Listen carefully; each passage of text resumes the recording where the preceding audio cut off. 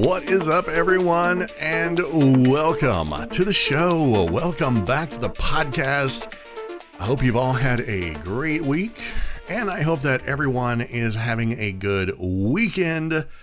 Also, it's Valentine's Day. That means discounted chocolate is about to happen.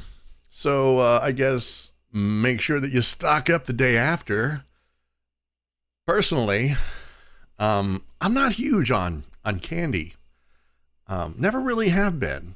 But, what I won't say no to is a big bag of exotic coffee beans and some teriyaki beef jerky. I'm just saying. The Catgirl, on the other hand, will be just fine with a ball of yarn and a fresh bottle of catnip spray for the scratching post. Anyway, welcome everyone to the Neko Mimi Cafe podcast. I am your host, Gruzbee, and the Catgirl mascot is Fumi-chan. This is a place where I can talk about whatever I want, and the only thing that can stop me is Joe Pesci's rap song, Wise Guy, on endless repeat. This is episode 14, and today we're going to be following up on the previous podcast topic. That's right, we've got more Highguard to talk about. So settle in with your favorite snack, your favorite drink, get comfortable, and get your listening ears on. We're doing this.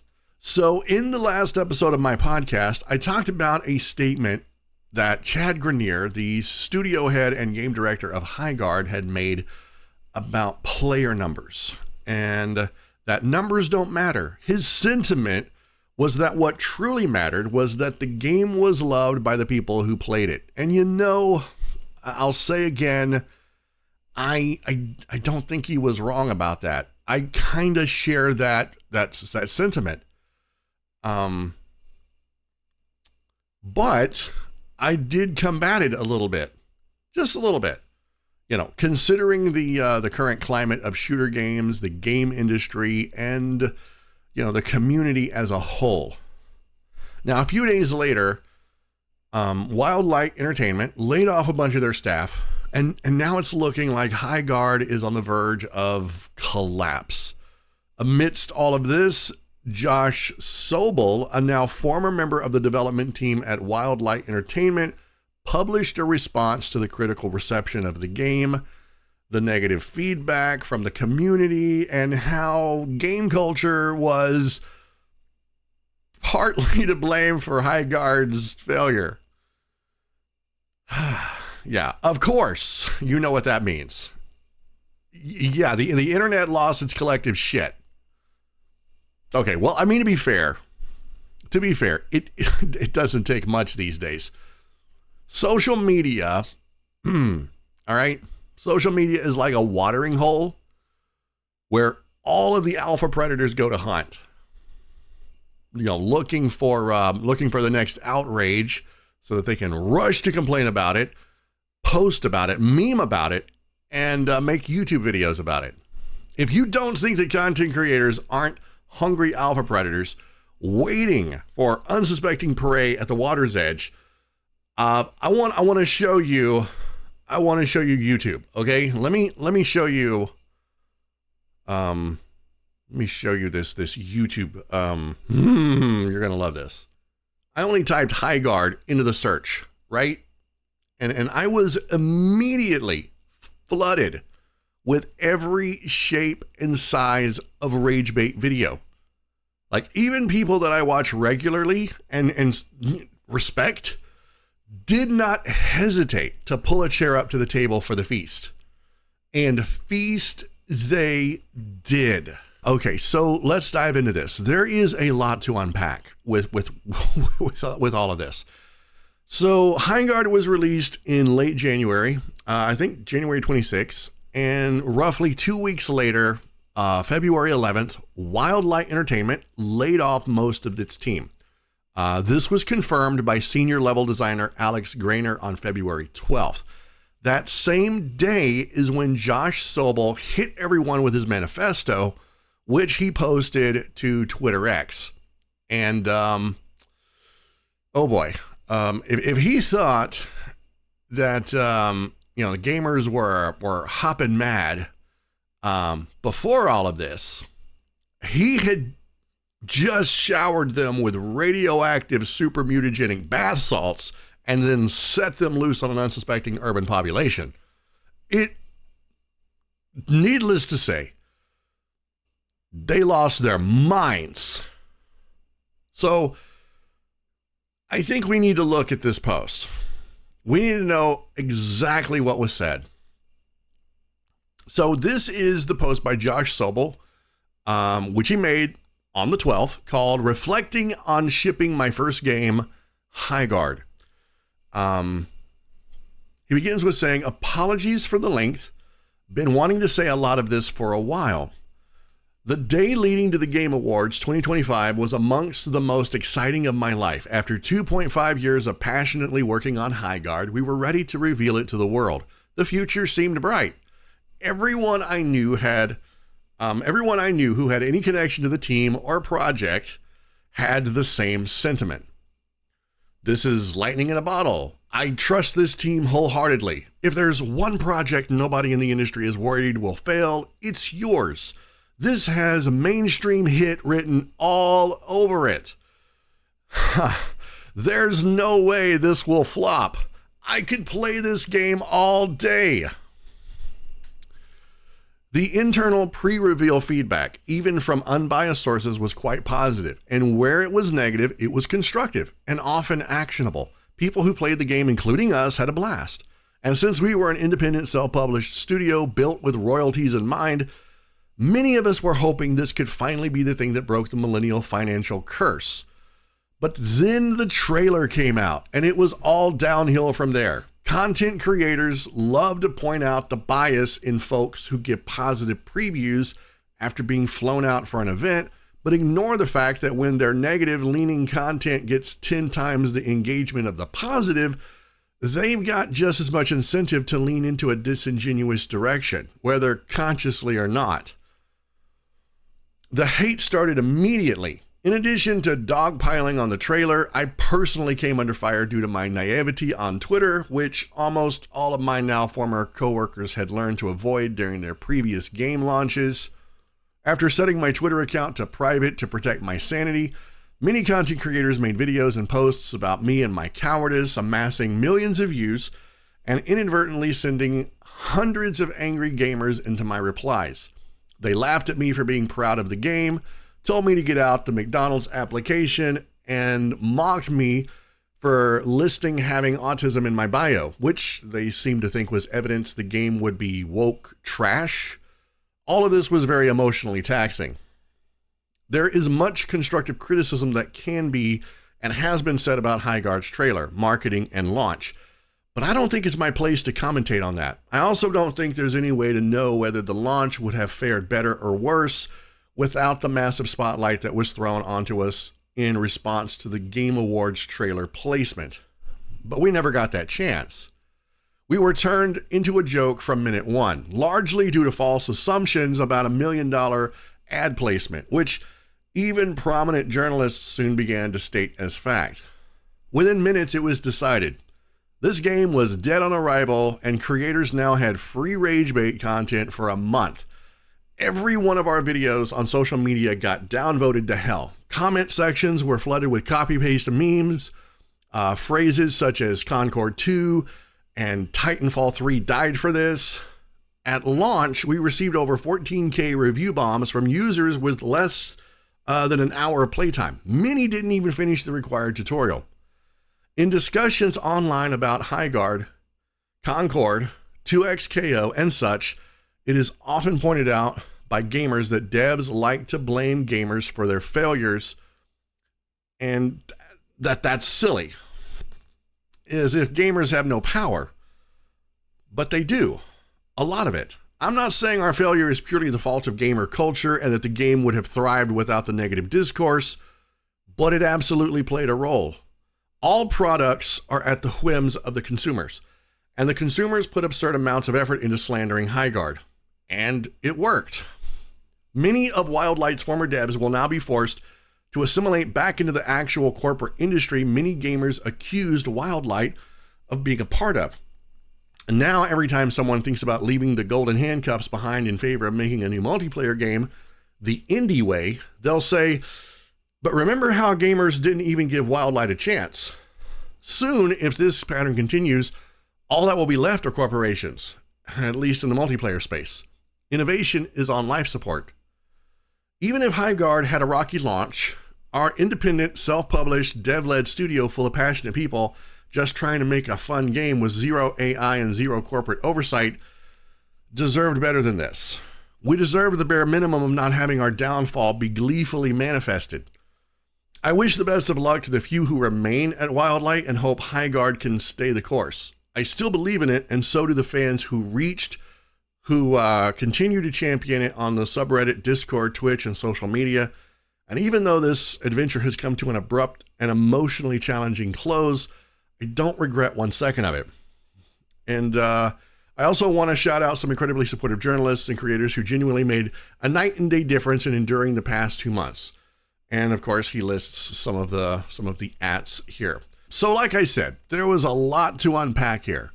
And I want to say up front that I think this post needed to be made. I also think that it was inevitable that no one was going to read it and take any single piece of it to heart.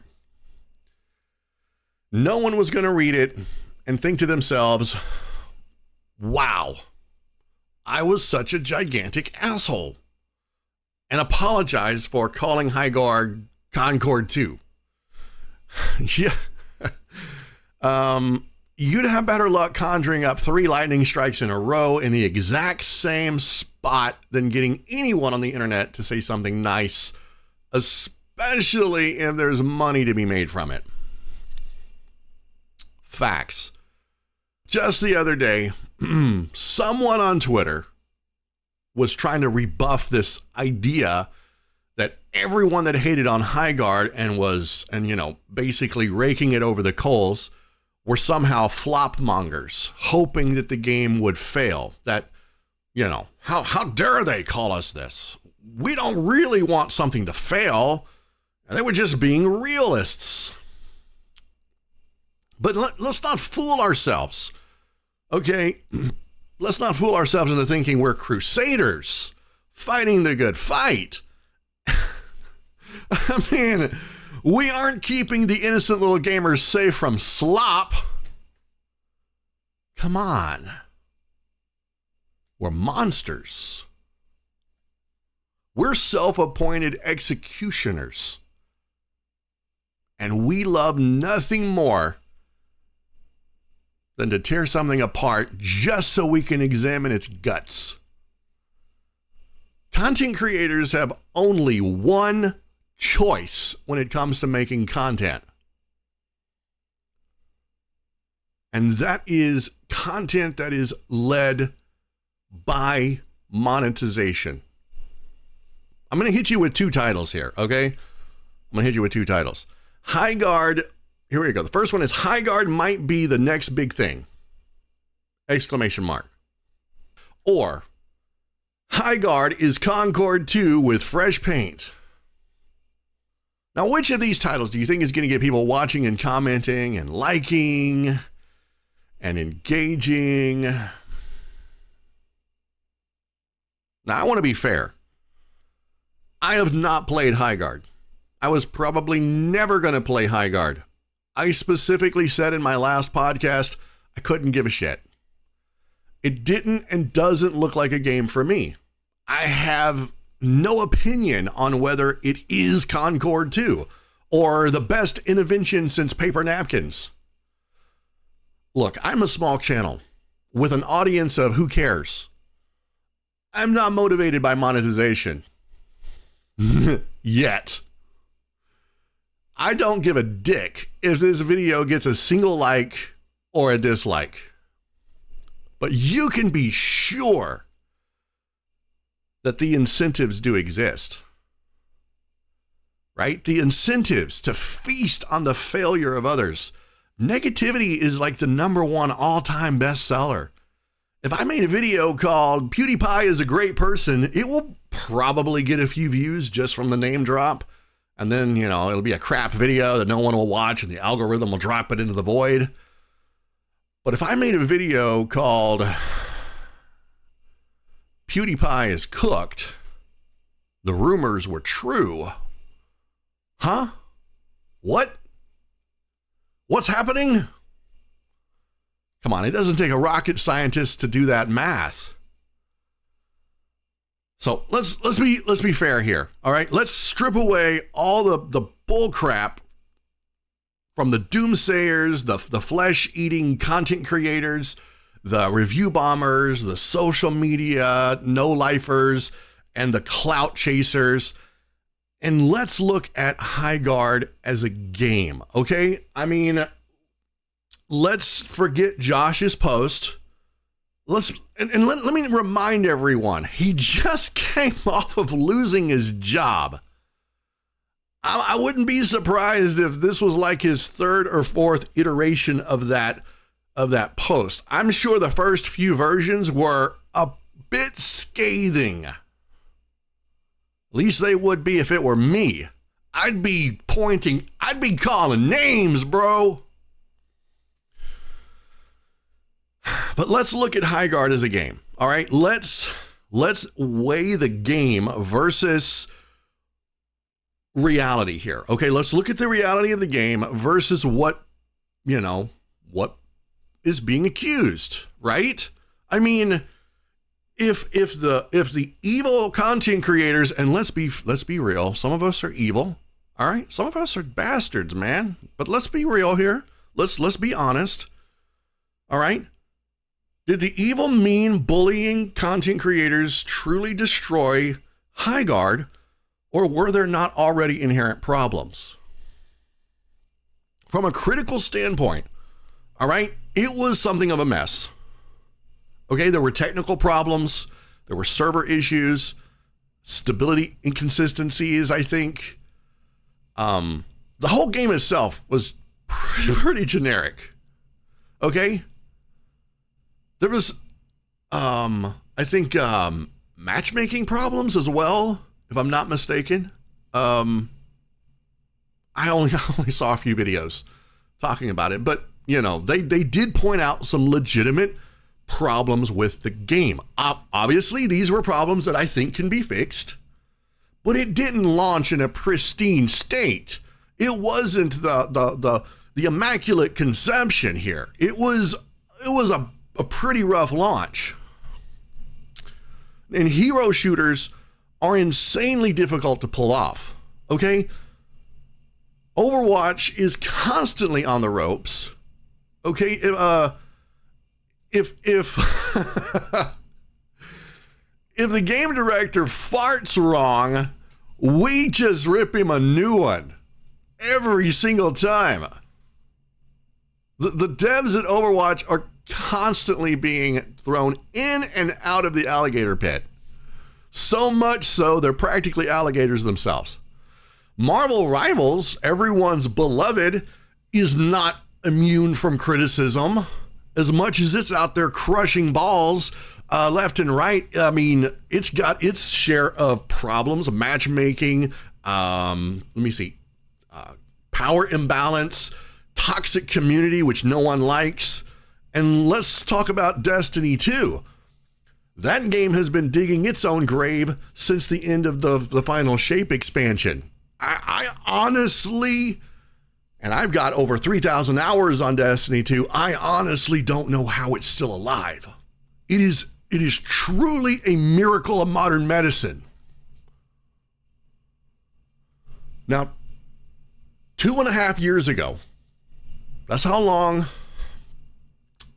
Josh said they'd been working on Highguard. 2.5 years. I mean, let's admit, it's kind of impressive for 2.5 years, I guess.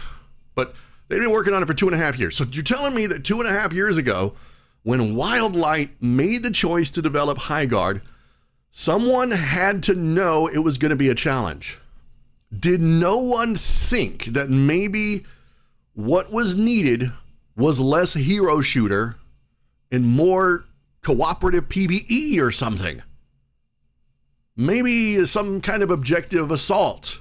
16-player PvE, 4 teams go into a dungeon and you have to hunt and the first person to get to the boss wins or something. I don't know. I'm just spitballing here. Maybe a game that has a bunch of horde modes. But no, you gave us Apex Legends with horses. I know it's a little more nuanced than that, but come on, it's Apex Legends with horses. On top of that, 97,000 people tuned in on launch day to play Highguard, and 90% of them walked away. That cannot be blamed on content creators and internet bullies with nothing better to do than show the world how big their buttholes can spread when they make a turd. Okay? You can't blame that exclusively on the bullies. Even though they exist, I can't imagine that is how that rolled. Highguard is a game designed around player retention, and that was the absolute first thing that withered. As much as no one at Wildlight wants to admit it, some of the gamers in the community have the years of experience to know when something is going to succeed or not. They are, as you pointed out, the consumer, and they know what will get them playing. Highguard had the piss poor luck of being placed in the spotlight and having its failure monitored in real time by a bunch of click farmers. I think if you were to ask some content creators, to be honest, they would emphatically say, we don't want games to fail, but we love it when they do. Look, your misery is money in our pockets. It's clicks, it's views, it's sponsorship deals. Game studios will fly us, some of us, not me, but they'll fly some of us out to their headquarters and give us early access to their games, even after we've taken a huge dump on their product, and will most likely continue to do so. I don't personally believe that every content creator is a villain, sharpening their knives and eager to tear into everything that comes down the pipeline. Some of them are more than contented to play their niche, smile and nod, and stay clear of drama. Do I think that certain content creators and influencers are responsible for Highguard's failure? No, I do not. Not exclusively. I absolutely believe that they didn't help it, and they didn't want to help it, and that they are relishing in its death throes. People are going to lose their jobs, and some YouTubers will make money, and the cycle will continue. I've seen what terrible influencers can do.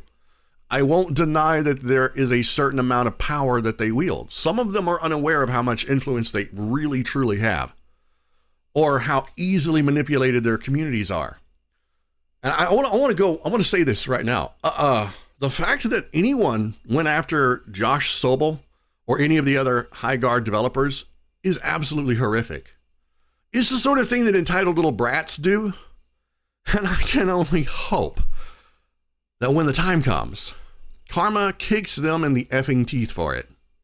Because you know that what goes around comes around. Yeah, it does. Eventually. Look, for now, Highguard is going to be the hot topic for everyone. Okay, videos are going to be made, monetization will flow, and soon it'll be replaced with yet another failure. I think it's It's going to be interesting watching as some influencers justify their outrage at Josh's post for the next few weeks or months. For me, I'm just going to be contented with working my way through the games I do enjoy and trying my best to tap into those Oji-san VTuber vibes. Yeah, so anyway, that's all I've got.